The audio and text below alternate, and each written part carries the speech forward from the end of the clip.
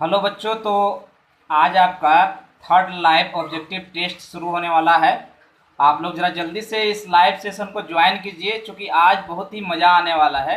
क्योंकि आज का टॉपिक है बच्चों फलन का संयोजन और प्रतिलोम फलन।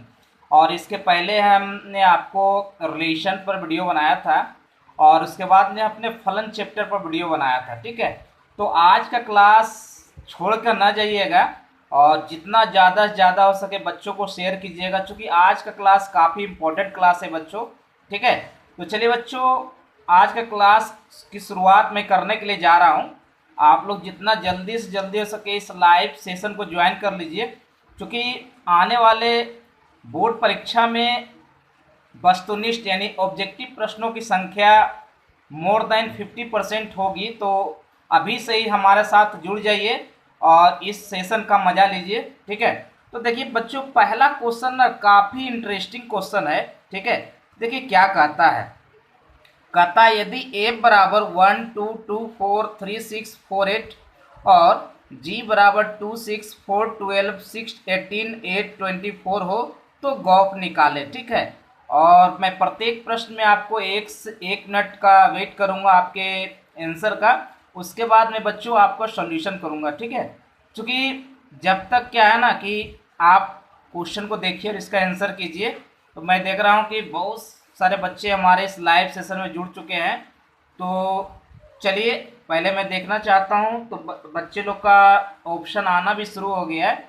आज बिल्कुल आराम आराम से पढ़ेंगे, कुछ बातें भी होगी।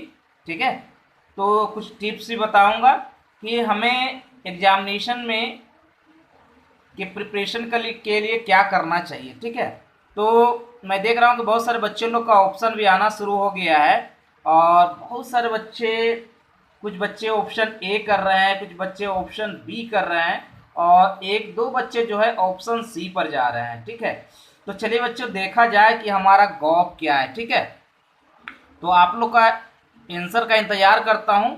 ठीक है, फिर मैं इसका आंसर करता हूँ। मेरे हिसाब से बच्चों मैं बता देना चाहता हूं कि ऑप्शन नंबर ए ना बिल्कुल करेक्ट आंसर है। ठीक है, तो देखिए हमारा गॉफ का मतलब क्या होता है। ठीक है, गॉफ जी ओ गॉफ, गॉफ का मतलब होता है जी ऑफ एफ एक्स होता है बच्चों। ठीक है, ये आप याद रखिएगा कि सबसे पहले बीच वाले को परिभाषित होना पड़ता है। तो यहाँ पर देखिए क्या है, इसके लिए शर्त होता है बच्चों। क्या शर्त होता है कि एफ का रेंज ना यदि जी के डोमेन के बराबर हो, ठीक है, या फिर एफ का रेंज जो होगा वो सबसेट होता है बच्चों जी का डोमेन का। ठीक है, तो देखिए एफ का रेंज की बात करूं मैं, एफ के रेंज की बात करूं मैं, तो ये क्या हो जाएगा, 2 होगा, 4 होगा, और ये 6 होगा, और ये 8 होगा। और यदि जी की डोमेन की बात करूं बच्चों, तो जी का पहला एलिमेंट देखिए 2 4 6 और 8, यानी कि 2 4 6 और 8 ये दोनों देखिए बराबर हो गया बच्चों। यहाँ पर एफ का रेंज जो हो गया जी के डोमेन के बराबर हो गया बच्चों, यानी कि गॉफ हमारा परिभाषित होगा। ठीक है, तो इसका आंसर क्या होना चाहिए, देखिए इसका दूसरा और इसका पहला मिल रहा है। तो यदि आप पहला से तीसरा को मिला दीजिए, 2 से 12 को यहाँ मिला दीजिए, 3 से 18 को मिला दीजिए, और 4 से 24 को मिला दिए बच्चों, तो हमारा 1 से 6 आ जाएगा, 2 से 12 होगा, 3 से 18 होगा, 4 से 24 होगा। यानी बिल्कुल करेक्ट आंसर हमारा है बच्चों, ऑप्शन नंबर ए ना बिल्कुल करेक्ट आंसर है। ठीक है, तो मैं आगे बढ़ूं।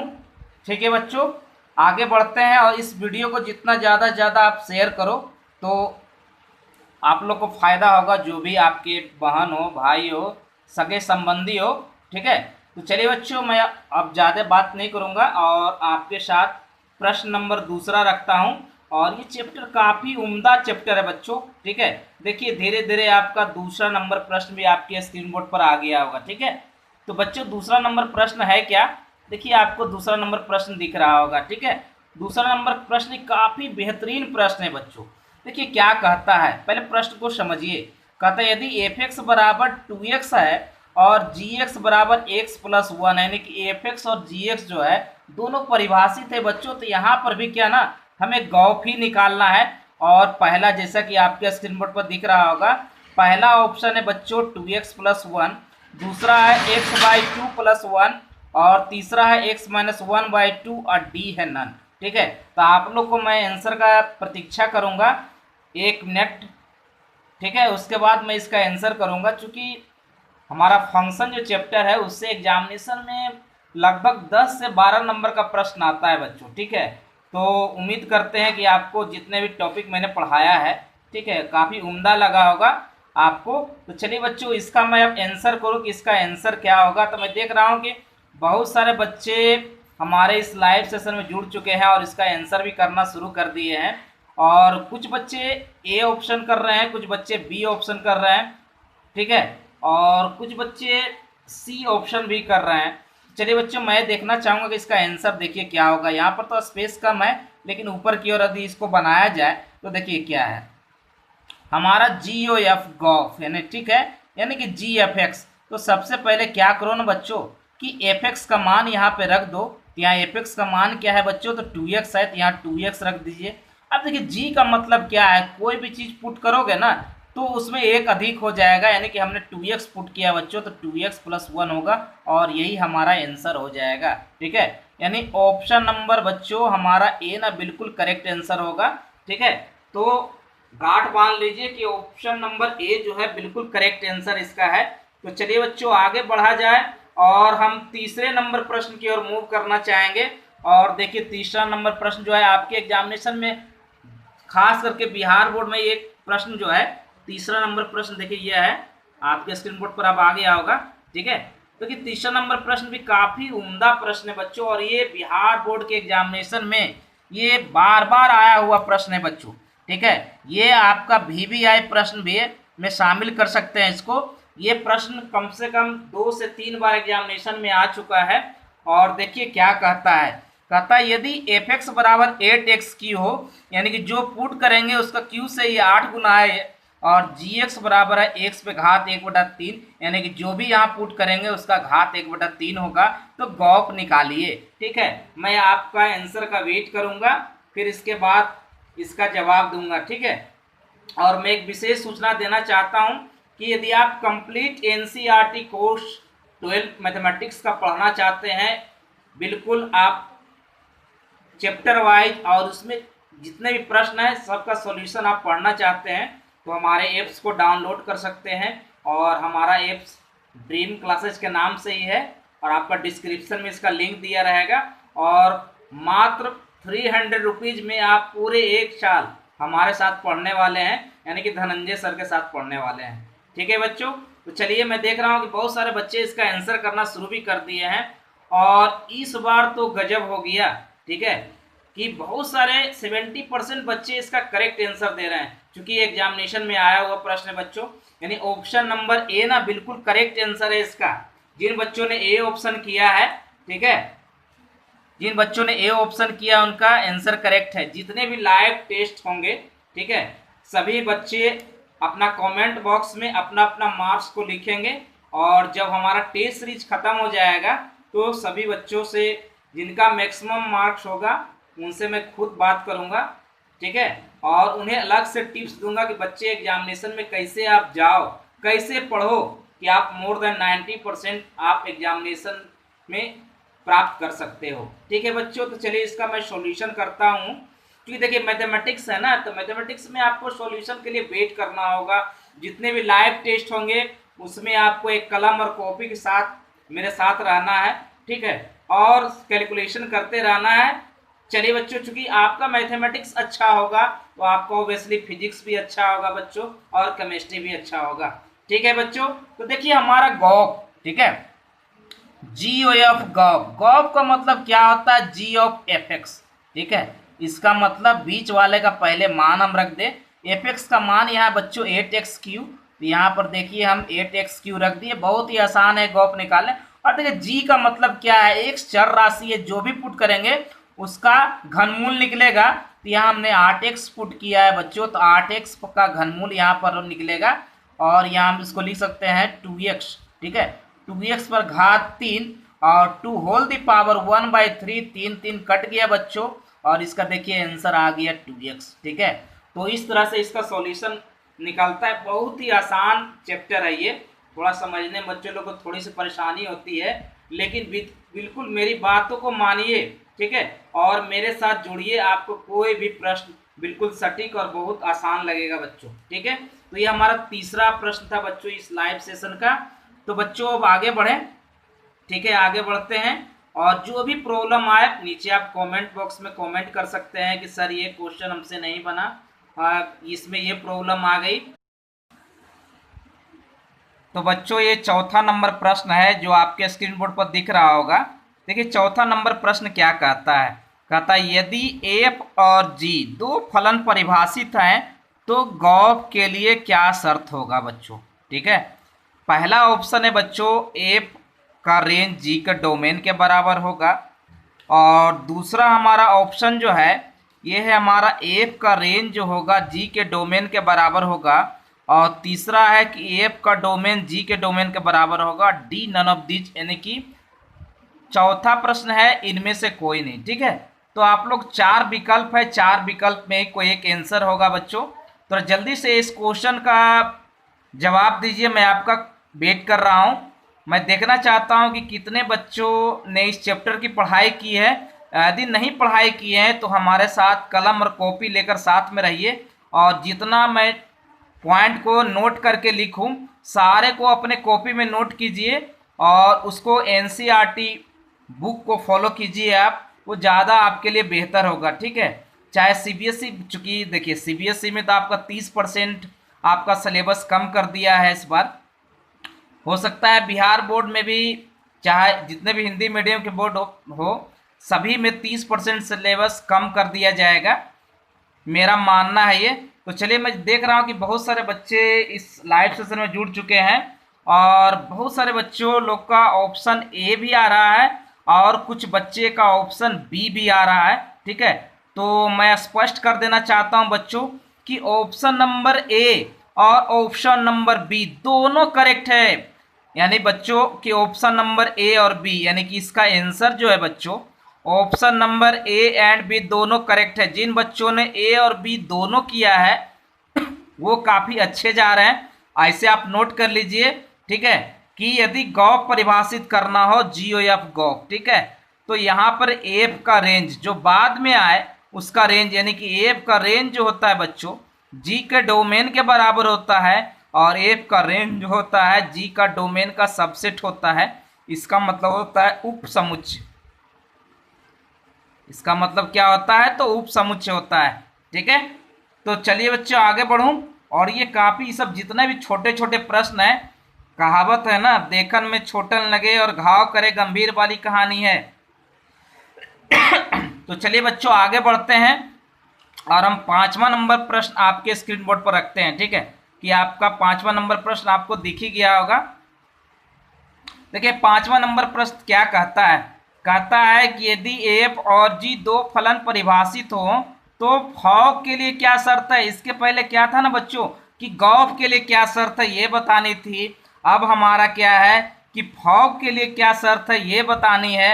और ऑप्शन पहले की ही तरह है कि आपका यहाँ पर एफ का रेंज जो है जी के डोमेन के बराबर है, एफ का रेंज जी के डोमेन का सबसेट है। और तीसरा है जो बच्चों ए जी का रेंज जो है एफ का डोमेन के बराबर है, और जी का रेंज जो है यहाँ एफ का डोमेन का सबसेट है।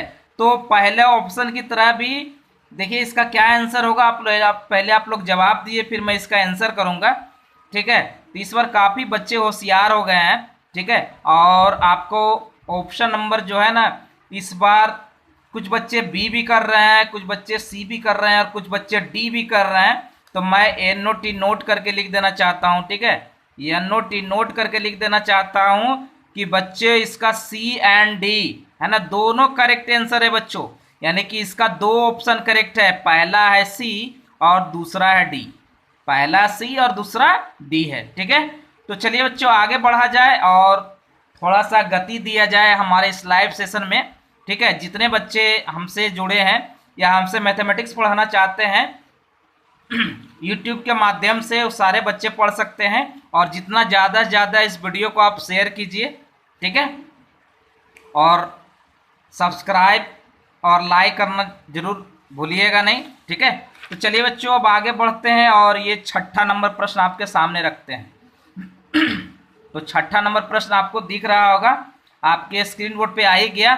और ये भी प्रश्न बच्चों आपके एग्जामिनेशन में बार बार पूछा गया प्रश्न है बच्चों, यानी कि इसको भी है ना VBI के कैटेगरी में इसको हम रख सकते हैं। ठीक है, इस प्रश्न को भी हम VBI कैटेगरी में रख सकते हैं। कहता है यदि f(x) बराबर, देखिए प्रश्न क्या कहता है, कहता है यदि f(x) बराबर 3 - x³ to whole the power 1/3 हो तो फोप क्या होगा। ठीक है, फोप बोले तो एफ ओ एफ फोप, देखने में तो लग रहा है फोप, लेकिन f ऑफ f(x) होगा बच्चों। इसका मान क्या होगा, पहले आप लोग इसका जवाब दीजिए, चूंकि बार बार आया हुआ प्रश्न है और ये आपका 12th के एग्जामिनेशन में भी नहीं बल्कि आपका 12th बेसिस जितने भी आपका इंजीनियरिंग कोर्स का एग्जामिनेशन होगा सभी एग्जाम में बच्चों तो ये क्वेश्चन आता ही है अक्सर। मेरे हिसाब से मेरा 10 साल का एक्सपीरियंस है टीचिंग ईयर में और मैं अपने एक्सपीरियंस के आधार पर इस सारा क्वेश्चन को सिलेक्ट करता हूँ। ठीक है, तो ये बच्चों मैं देख रहा हूँ कि बहुत सारे बच्चे आंसर करना शुरू भी कर दिए हैं और इस बार 50% बच्चे जो है ए ऑप्शन के साथ जा रहे हैं। तो चलिए बच्चों मैं भी ए ऑप्शन के साथ जाता हूं कि इसका ए ऑप्शन बिल्कुल करेक्ट और आंसर होगा। अब इसका रही आंसर की बात तो देखिए हमारा क्या है, एफ ऑफ f(x) है, तो यहाँ पर f को रिप्लेस कर दीजिए, ये हो जाएगा 3 - x³ to whole the power 1/3, यानी x को रिप्लेस किया है हमने, तो जहाँ जहाँ x है वहाँ पर f(x) आ जाएगा, यानी कि यहाँ हो जाएगा 3 - x³ to whole the power 1/3 और इसका पावर हो जाएगा 3 और 2 होल दी पावर 1/3, 3 कट जाएगा और ये हो जाएगा 3 - 3 और ये plus x³ to whole the power 1/3, 3 cut गया बच्चों प्लस माइनस और यहाँ हो गया x³ to whole the power 1/3, ये 3 कट गया और इसका आंसर x आ गया। ठीक है तो इसका करेक्ट आंसर क्या हो गया बच्चों, तो करेक्ट आंसर आपका ए ऑप्शन बिल्कुल करेक्ट आंसर हो गया। ठीक है, तो बच्चों आगे बढ़ते हैं। ठीक है, और 7वें नंबर प्रश्न की ओर, चूंकि देखिए हमारा लाइव ऑब्जेक्टिव टेस्ट में जितना आप एनर्जेटिक रहोगे उससे मैं आपसे ज़्यादा एनर्जेटिक रहूँगा। तो देखिए आपका 7वां नंबर प्रश्न आपके स्क्रीन बोर्ड पे आ गया और ये 7वां नंबर प्रश्न का आपको जवाब देना है कि हमारे 7वें नंबर प्रश्न का आंसर क्या होगा। पहले मैं क्वेश्चन बता दूं फिर आप लोग इसका आंसर करना। ठीक है, तो देखिए क्या कहता है, यदि f मैप्स R से R है यानी वास्तविक संख्या से वास्तविक संख्या में फलन परिभाषित है तथा f(x) बराबर 3x + 4 हो तो f इनवर्स x क्या होगा। यदि f मैप्स R से R हो यानी वास्तविक संख्या से वास्तविक संख्या में फलन परिभाषित है बच्चों और कहता है f(x) बराबर यानी कि जो पुट करेंगे उसका 3 गुने से 4 अधिक है तो f इनवर्स क्या होगा। आप लोग जवाब दीजिए फिर मैं इसका आंसर करूंगा। ये भी काफी उम्दा प्रश्न है बच्चों और ये काफी तगड़ा प्रश्न है। मेरे हिसाब से इसे भी मैं VBI के कैटेगरी में रख सकता हूं क्योंकि इस तरह का प्रश्न भी एग्जामिनेशन में बहुत बार आ चुका है और इस तरह का प्रश्न आता भी है। तो मैं देख रहा हूं कि कुछ बच्चे ऑप्शन नंबर ए पे जा रहे हैं, कुछ ऑप्शन नंबर बी पे जा रहे हैं। चलिए कोई बात नहीं बच्चों, मैं इसका आंसर बताना चाहूंगा। देखिए क्या है ना, f(x) को हम लिखते हैं बाई और बाई बराबर 3x + 4 है ये बच्चों। ठीक है, तो आपको क्या करना है, इससे आप x का मान निकालो, है ना। तो ये 3x बराबर जो हो जाएगा y - 4 और ये आपको x बराबर हो जाएगा y - 4/3।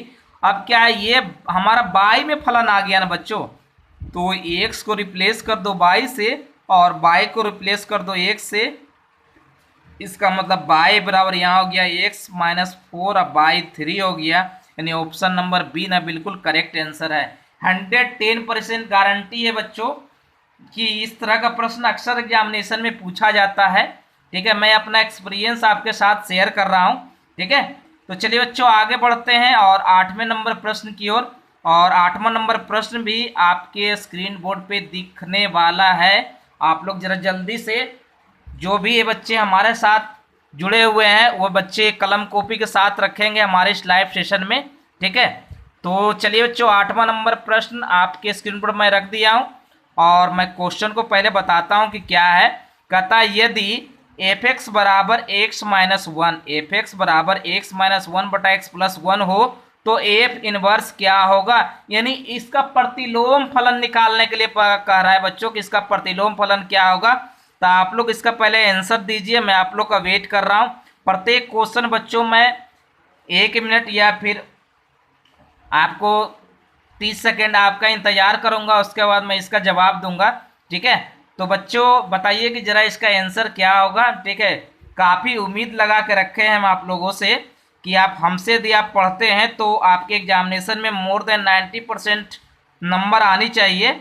ठीक है, और प्रत्येक चैप्टर इस बार मैंने कोशिश किया है बच्चों कि एनसीईआरटी में जितने भी एक्सरसाइज हैं उसी के हिसाब से मैं इस बार प्रिपरेशन किया हूँ और उसी के हिसाब से मैं आपको टेस्ट ले रहा हूँ। मैं देख रहा हूँ कि बच्चे लोग का ऑप्शन भी आना शुरू हो गया है, कुछ बच्चे ए और बी पे जा रहे हैं। ठीक है, चलिए बच्चों इसका कैलकुलेशन किया जाए। ठीक है, तो उसके बाद आंसर मैं इसका बताना चाहूँगा।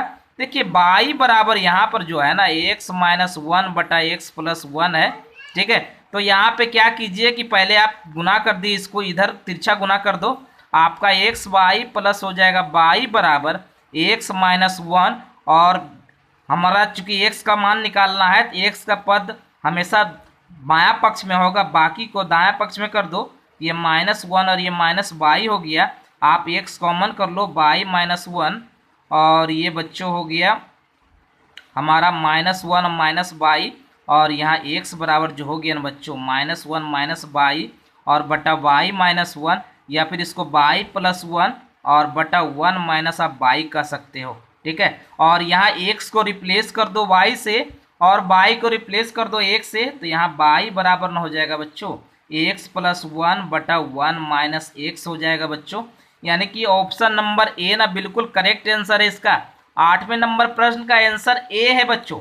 ठीक है, प्रत्येक से एक्सरसाइज में जितने भी एनसीईआरटी का जितना भी एक्सरसाइज है 1.1, 1.2, 1.3 इस तरह के जितने भी एक्सरसाइज होंगे उसमें से मैं प्रत्येक दिन आपके साथ 15 से 20 ऑब्जेक्टिव विद सॉल्यूशन आपके साथ रहूंगा।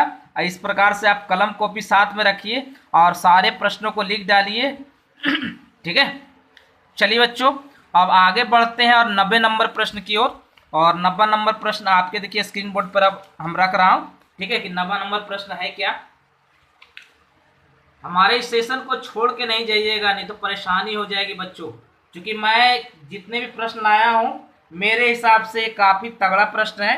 तो चलिए बच्चों 90 प्रश्न क्या है, कहता है यदि एफ मैप्स आर से आर है, यानी कि वास्तविक संख्या से वास्तविक संख्या में फलन परिभाषित है, और कहता है कि एफ एक्स बराबर 2x³ + 1 हो तो एफ इनवर्स एक्स क्या होगा। पहला ऑप्शन है x-1/2 का होल क्यूब, बी ऑप्शन है x+1 2x+1 to whole the power 3 और सी है x³ + 1/2 D none of this. यानी कि आपका जिस प्रकार से हमने 7वां प्रश्न और 8वां प्रश्न बताया था उसी के आधार पर बच्चों ये 90 नंबर प्रश्न भी बनेगा।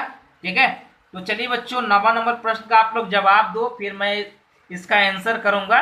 ठीक है, ये भी काफी उम्दा प्रश्न है बच्चों। ठीक है, मेरे हिसाब से ये काफी तगड़ा प्रश्न है और काफी ये इसको कह सकते हैं कि इसको यदि मुझे कहा जाए कि सर आप इस चैप्टर का यदि आप टॉप 10 क्वेश्चन को सिलेक्ट करो जो एग्जामिनेशन में आ सकता है तो मैं इसे जरूर शामिल करूं। तो मैं देख रहा हूं कि बहुत सारे बच्चे इसका आंसर करना शुरू भी कर दिए हैं, कुछ बच्चे ए कर रहे हैं, कुछ बच्चे बी भी है, कुछ बच्चे कंफ्यूज भी कर रहे हैं। ठीक है, तो ऑप्शन नंबर ए ना बच्चों करेक्ट आंसर है। ठीक है, ऑप्शन नंबर ए जो है करेक्ट आंसर है। देखिए कैसे बनेगा, एफ एक्स के बदले बाई रख दो और यहाँ 2x³ + 1 कर दो। यहाँ से हम यदि x का मान निकालेंगे तो बाई -1 बराबर 2x³ और यहाँ पे हो जाएगा बच्चों x³ बराबर ये हो जाएगा बाई -1/2 और यहाँ से x बराबर जो हो जाएगा बच्चों बाई -1/2 का होल क्यूब। ठीक है, तो अब इसके बाद क्या करना है, चूंकि ये फलन को परिभाषित नहीं करता है तो x के बदले बाई रख दो और बाई के बदले x रख दो, यानी कि यहाँ बाई बराबर न हो जाएगा बच्चों x -1/2 का और ये होल क्यूब हो जाएगा। तो मिलाइए हमारा आंसर ए करेक्ट है कि नहीं। ठीक है, तो ये हमारा 90 नंबर प्रश्न का ऑप्शन नंबर ए है, बिल्कुल करेक्ट आंसर है। 110% करेक्ट आंसर है बच्चों। ठीक है, तो चलिए बच्चों अब आगे बढ़ा जाए। 10वें नंबर प्रश्न को आपके सामने रखते हैं, इसमें कैलकुलेशन करने की जरूरत नहीं है। ठीक है, सिर्फ आप इसका जवाब देना है 10वें नंबर प्रश्न का। कहता है बच्चों यदि एफ मैप्स आर से आर हो, यानी कि वास्तविक संख्या से वास्तविक संख्या में फलन परिभाषित हो तो एफ इनवर्स भी आप वास्तविक संख्या से वास्तविक संख्या में परिभाषित होगा यदि एफ, यानी इस बार एफ के बारे में पूछ रहा है कि एफ एकाएक अंतःक्षेपी होगा, बी की एकाएक आच्छादक होगा, सी की बहुएक आच्छादक होगा, डी की बहुएक अंतःक्षेपी होगा। मैं आपका इस प्रश्न में मात्र 30 सेकेंड इंतजार करूंगा, उसके बाद मैं इसका जवाब दूंगा। क्योंकि ये प्रश्न आप लोग यदि आप प्रतिलोम फलन पढ़े होंगे, इन्वर्स फंक्शन पढ़े होंगे, आपका 12th क्लास में पढ़नी है ये, तो उसमें ये कंसेप्ट आपको शुरू में ही बताया गया होगा कि इन्वर्स किन किन फलनों का, किन किन फंक्शन का प्रतिलोम फलन निकाला जाता है। तो मैं देख रहा हूँ कि बच्चे इसका आंसर करना शुरू भी कर दिए हैं, और कुछ बच्चे ऑप्शन नंबर ए कर रहे हैं, कुछ बच्चे ऑप्शन नंबर बी कर रहे हैं। कोई बात नहीं बच्चों, आप मेरे साथ इत्मीनान से बिल्कुल पढ़िए, मैं आपको सटीक आंसर बताऊंगा और इसका टिप्स भी बताऊंगा, ठीक है। तो देखिए, कोई भी आपका एफ, यानी कि एफ के बारे में कह रहा है, तो एफ यदि आपका एकाएक आच्छादक होगा, ठीक है, यदि एफ एकाएक आच्छादक होगा तभी एफ का हम प्रतिलोम फलन निकालेंगे, और प्रतिलोम फलन भी एकाएक आच्छादक होगा बच्चों। इसको भी आप नोट कर सकते हैं, नोट करके लिख सकते हैं। लेकिन हमें क्वेश्चन में सिर्फ एफ के बारे में पूछ रहा है, यानी कि ऑप्शन नंबर बी ना बिल्कुल करेक्ट आंसर है कि यदि एफ एकाएक आच्छादक होगा तो उसका प्रतिलोम फलन निकाला जा सकता है, यानी बिल्कुल निकाला जाएगा बच्चों, ठीक है। तो ऑप्शन नंबर बी ना बिल्कुल करेक्ट आंसर है, ठीक है। तो चलिए बच्चों आगे बढ़ते हैं और 11वें नंबर प्रश्न की ओर मूव करते हैं और देखते हैं कि 11वां नंबर प्रश्न हमारा इस लाइव ऑब्जेक्टिव टेस्ट का 11वां नंबर प्रश्न हमारा क्या है, ठीक है। तो चलिए 11वां नंबर प्रश्न आपके स्क्रीन बोर्ड पे दिख रहा होगा, ठीक है। कहता है कि यदि एफ और जी एक दूसरे का प्रतिलोम फलन हो तो गौफ किसके बराबर होगा, ठीक है। गौफ किसके बराबर होगा? पहला ऑप्शन है बच्चों डोमेन ऑफ एफ यानी एफ का प्रांत, बी है जी का डोमेन यानी कि जी का प्रांत, सी है रेंज ऑफ एफ यानी एफ का परिसर, और डी है रेंज ऑफ जी यानी कि जी का परिसर, ठीक है। तो यहाँ पर एफ और जी एक दूसरे का प्रतिलोम फलन है, ठीक है, तो गौफ निकालनी है, ठीक है। तो जी ओ एफ गौफ, ठीक है। तो देखिए मैं इसका यहाँ पे लिखता हूँ जी ऑफ एफ गौफ। तो देखिए गौफ में क्या होता है ना बच्चों कि बीच वाले को परिभाषित होना पड़ता है। यदि ये दोनों इनवर्स है तो सिर्फ ये एक्स बचेगा, और ये एक्स हमारा जी का एफ का डोमेन होता है बच्चों, यानी ऑप्शन नंबर ए ना बिल्कुल करेक्ट आंसर है। यानी 11वां नंबर प्रश्न का ऑप्शन नंबर ए जो है बिल्कुल करेक्ट आंसर है। इसको अपने कॉपी में नोट कर लो, ठीक है, ये आपके एग्जामिनेशन में काफ़ी मददगार साबित होगा, ठीक है। तो चलिए बच्चों आगे बढ़ते हैं और ये 12वां नंबर प्रश्न आपके स्क्रीन बोर्ड पर रखता हूँ, ठीक है, कि 12वां नंबर प्रश्न आपके स्क्रीन पर देखिए, अब आ गया 12वां नंबर प्रश्न हमारा, ठीक है। 12वां नंबर प्रश्न कहता क्या है?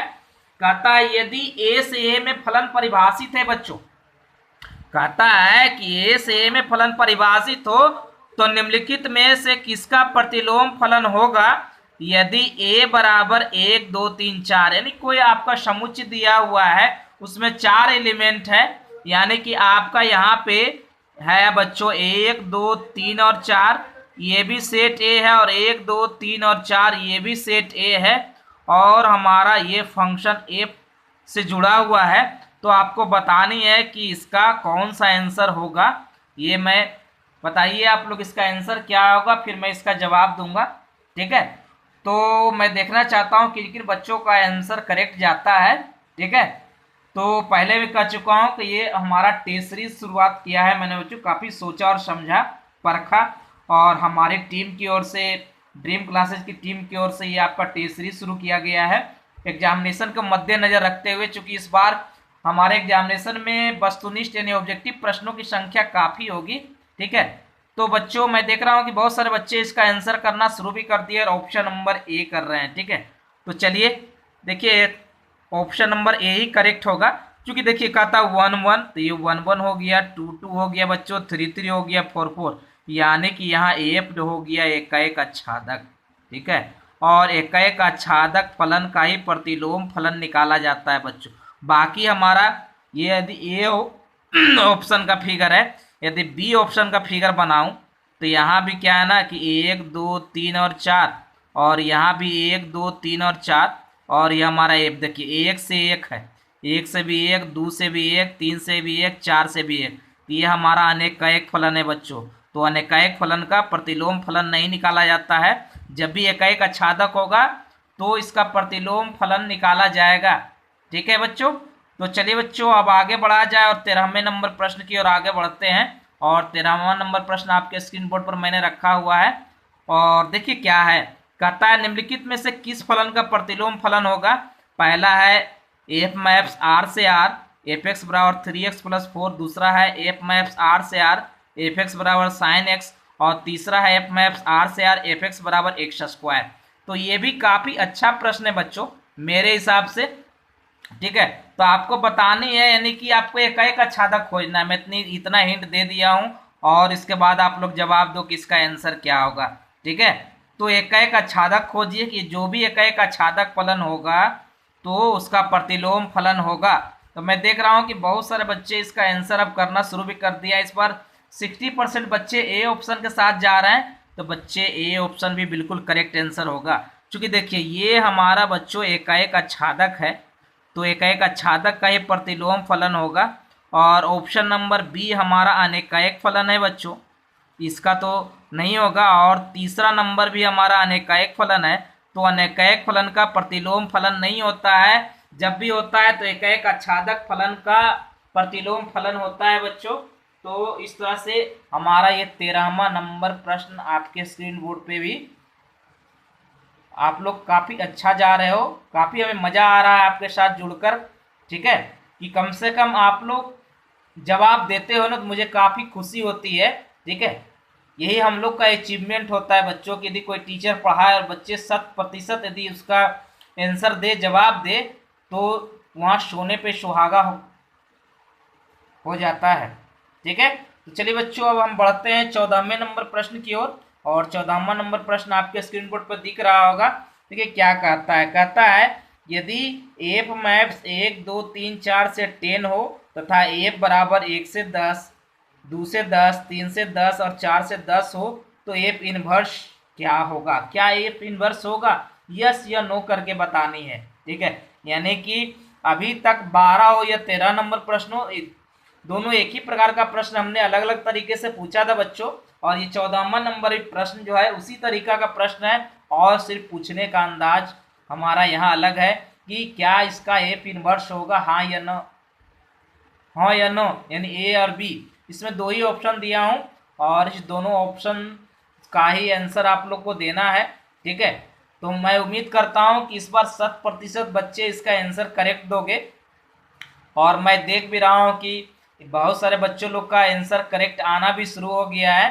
ठीक है, तो ऑप्शन नंबर ए, ठीक है, ऑप्शन नंबर ए बहुत सारे बच्चों लोग को सही है। तो ऑप्शन नंबर ए बिल्कुल करेक्ट है। देखिए हमारा क्या है ना, ये हमारा है आपका 1 2 3 और 4 और दूसरा सेट में एक ही एलिमेंट है 10। देखिए क्या करता है 1 से 10, 2 से 10, 3 से 10, 4 से 10। ये हमारा अनेकाएक फलन हो गया बच्चों। अनेकाएक फलन हो गया। जब अनेकाएक फलन होगा ना तो उसका प्रतिलोम फलन नहीं होगा। जब भी होगा तो एकाएक आच्छादक का होगा। ठीक है, तो यहाँ पर तो एकाएक आच्छादक है ही नहीं बच्चों, तो इसका सॉरी ए ऑप्शन नहीं होगा, गलती से बोला गया, बी ऑप्शन होगा। ठीक है, बी ऑप्शन करेक्ट आंसर होगा। ठीक है बच्चों, तो चलिए बच्चों और हमारा ये 15वां नंबर प्रश्न आपके सामने रखता हूँ और इसका बिल्कुल इत्मीनान से जवाब दो। कहता है यदि ए से बी में फलन परिभाषित एफ बराबर 1 2 2 4 3 6 4 8 तो यहाँ ए बराबर 1 2 3 4, बी बराबर 2 4 6 8, तो कहता है एफ इनवर्स क्या होगा। यानी इस बार एफ इनवर्स पूछता है बच्चों कि इसका एफ इनवर्स क्या होगा। ठीक है, जरा बताइए आप लोग। यानी कि मैं फिगर बना के बता देता हूँ कि सेट ए में 1 2 3 और 4 एलिमेंट है और सेट बी में 2 4 6 और 8 है। 1 से 2, 2 से 4, 3 से 6 और 4 से 8, ये हमारा एफ है बच्चों। तो बताइए कि इसका आंसर क्या होगा। फिर मैं इतना हिंट कर दिया हूँ कि फिर मैं इसका जवाब दूंगा कि इसका आंसर क्या होगा। पहले आप जवाब दो इसका। तो ये हमारा 15वां नंबर प्रश्न है बच्चों। मैं इसी तरीका से प्रत्येक दिन आपके साथ जुड़ा रहूँगा।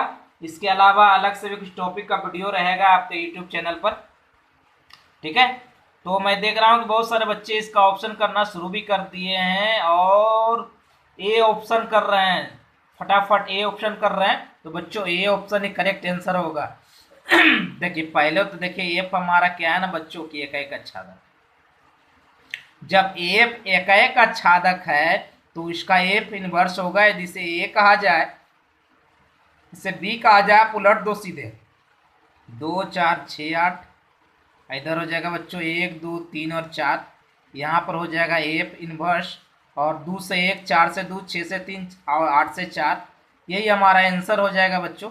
यानी कि एफ इनवर्स बराबर जो होगा ये हो जाएगा 2 से 1, 4 से 2, और ये हो जाएगा 6 से 3, और ये हो जाएगा बच्चों 8 से 4। ठीक है, तो ये हमारा करेक्ट आंसर होगा। ठीक है, तो ये हमारा 15वां नंबर का आंसर था बच्चों कि इसका जो है ना आंसर ये होगा।